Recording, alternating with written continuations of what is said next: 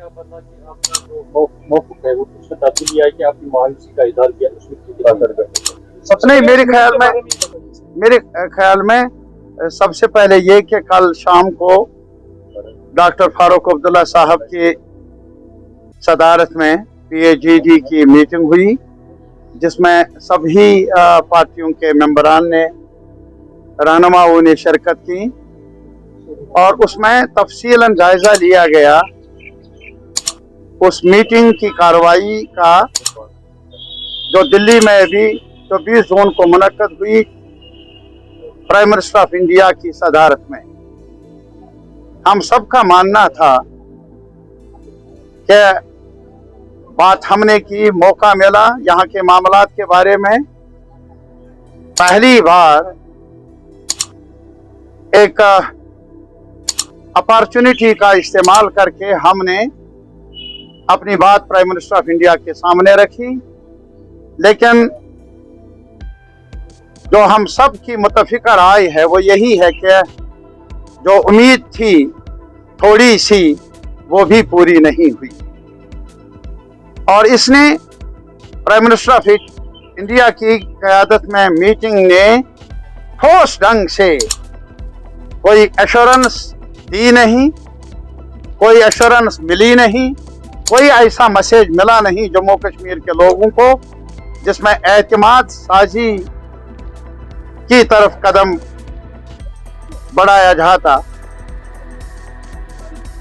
हमारी मुत्तफ़िक़ा राय ये थी कि जहाँ तक PAGD का ताल्लुक है, कुछ भी अफवाहें चले, हम कमिटेड हैं उस एजेंडे पर जो हमने मुकर्रर किया है और मुत्तफ़िक़ा तौर पर हमारी ये राय है, पुख्ता राय है, जो 5 अगस्त 2019 को जम्मू कश्मीर के आईनी और लेजिटिमेट राइट्स को पायमाल किया गया, वो गैर कानूनी भी है और हमें मंजूर भी नहीं।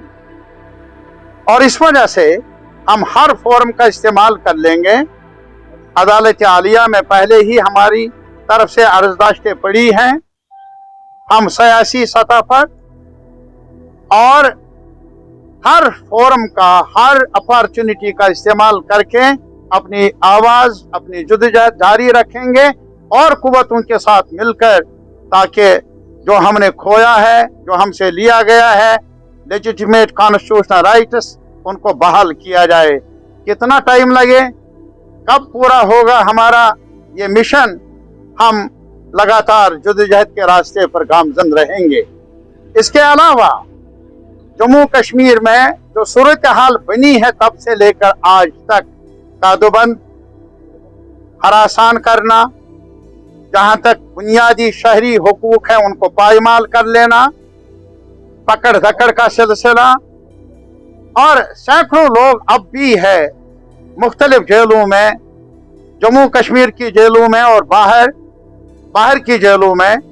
यह अफसोसनाक सूरत हाल है जिसको बदलना होगा और हमारी मांग है कि सरकार को चाहिए कि वो कॉन्फिडेंस बिल्डिंग मेजर्स ले, कैदियों की रहाई को यकीनी बनाए और जो ये हरासान करने की, पकड़ धकड़ की मुहिम को रोका जाए।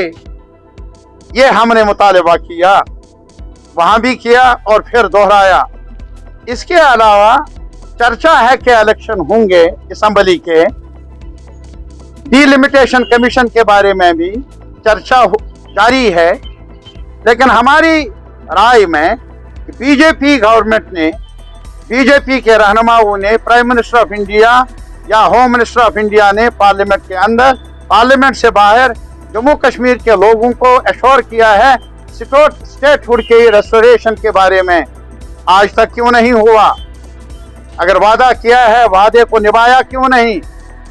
ये हमारा कंसर्न है, ये सारे लोगों का कंसर्न है और हमारा मुतालबा है कि कोई भी इलेक्शन, खास तौर पर असम्बली के चुनाव में, अगर क्रेडिबिलिटी का एलिमेंट ना रहे या उस प्रोसेस को अगर क्रेडिबल बनाना है तो उस वादे को पूरा करना है जो होम मिनिस्टर ऑफ इंडिया ने पार्लियामेंट में भी किया है कि स्टेटहुड को रेस्टोर किया जाएगा और वो स्टेटहुड नहीं जो दिल्ली में, बल्कि पूरा स्टेटहुड रेस्टोर करने की तरफ तवज्जो देनी चाहिए, फौरी कदम उठाना चाहिए।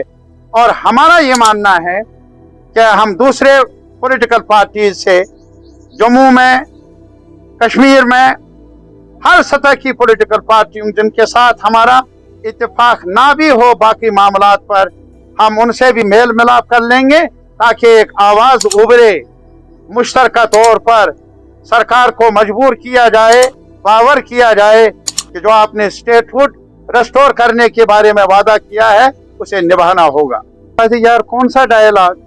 अरे प्राइम मिनिस्टर ऑफ इंडिया ने, होम मिनिस्टर ऑफ इंडिया ने ये सारे दरवाजे किन्होंने बंद किए? हमने कोई दरवाजा बंद किया? हमने कोई खिड़की बंद की? सब दरीचे बंद करने की जिम्मेदारी गवर्नमेंट ऑफ इंडिया पर रही है। हमें कादोबंद जेलों में डाला गया, preventive detention, public safety act, ये आपके सामने अभी माने रखता है, तभी वो नतीजा फैज हो सकता है।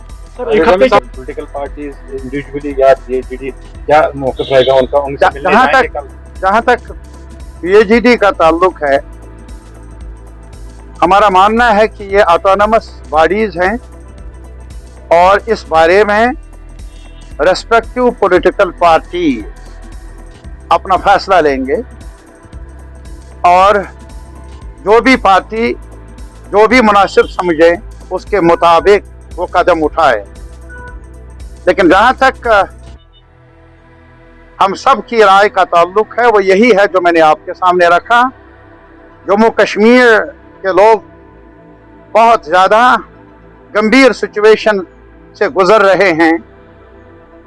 इस सिचुएशन में बदलाव लाने की जिम्मेदारी गवर्नमेंट ऑफ इंडिया के कायदीन पर है। उन्हें ठोस कदम उठाने चाहिए ताकि ये जो परेशान कुन सूरत हाल है इसमें राहत मिले हमारे आवाम कहा आज।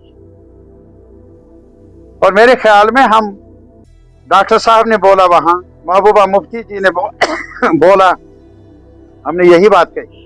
ऐसे रिमोर्स आ रहे थे कि